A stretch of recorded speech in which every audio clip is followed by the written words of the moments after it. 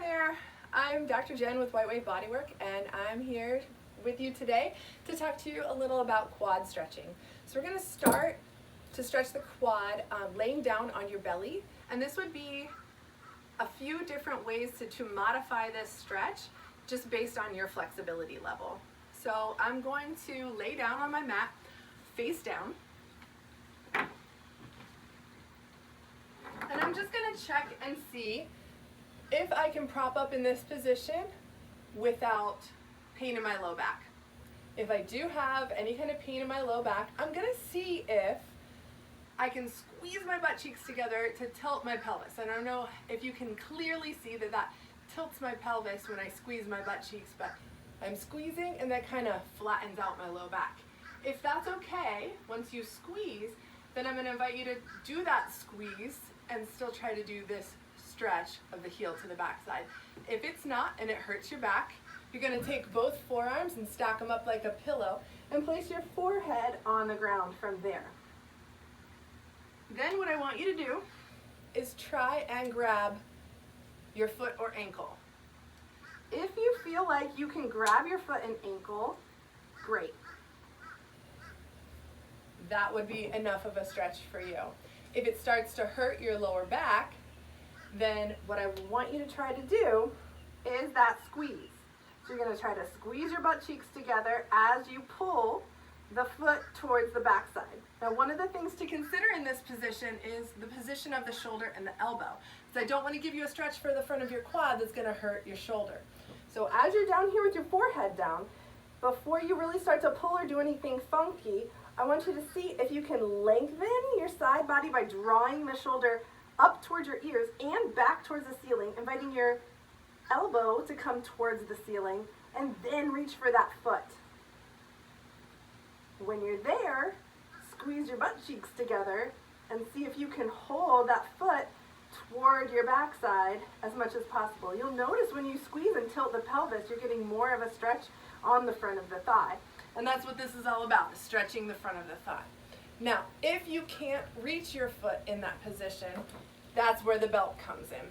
So what I've done is I've grabbed my dog's leash, because that was easy to find, and I'm going to see if I can pull that over my shoulder. I like to do it with the same foot, same shoulder, because that helps my foot track towards my buttock on the same side, and I like to think that that's a little more symmetrical than pulling it over the opposite shoulder where that could pull towards this side. So I'm going to try and get my forehead on the ground and my foot towards my backside, squeeze the butt cheeks, and pull the foot towards the butt.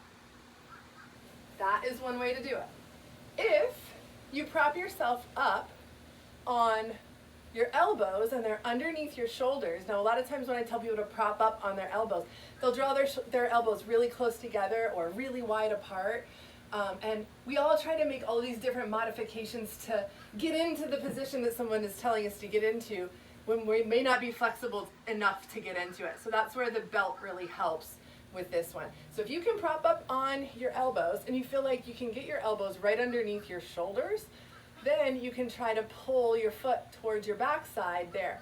But if any of that involves you tipping over to one side or doing something funky with your knee, like moving it out to the side, then it's just too much of a stretch for you. So going down onto your forehead would be a good option. So if this is accessible to you, this is also a good choice. And if you can do it without the strap, turning the front arm parallel to the front of the mat. Again, shoulder long and back, elbow up towards the ceiling, trying to look forward. I know I'm looking at the camera to try and talk to you, but then once I'm there, can I look forward and get this chest pointed forward, hips evenly planted on the mat and gazing forward.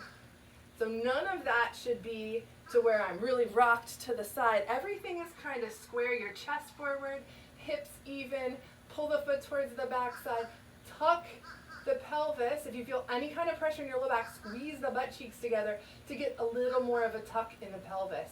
Because we're going into a big curve in the lower back, and a lot of times our lower back doesn't like that. So those are a lot of different options for modifications to stretch the quadriceps and the hip flexors. So if you're propped up on your elbows, you're going to involve more of the hip flexor. And if your forehead is down, you're going to involve more of the quad, just because of that angle at the lower back. So I'd like you to try that and see if you like to do it with a strap or where your modification is that you really need. And if you need more details, put in the comments below what you'd like to see from there. Thanks for watching. I hope you learned something good.